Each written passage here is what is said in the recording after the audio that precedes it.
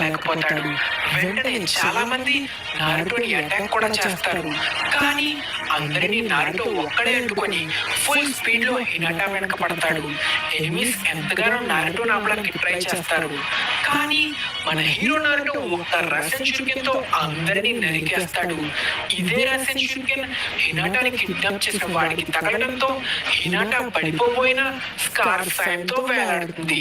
అయినా కూడా ఆపకుండా అటాక్ చేస్తున్న వాడిని నారుటో రసింగ్ గన్ తో అటాక్ చేస్తాడు.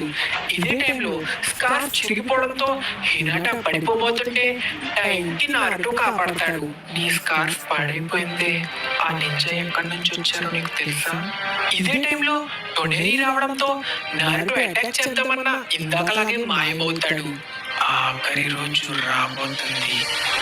దానికి ముందే నీ కోసం నేను వస్తా హినాటా అని మాయమైపోతాడు.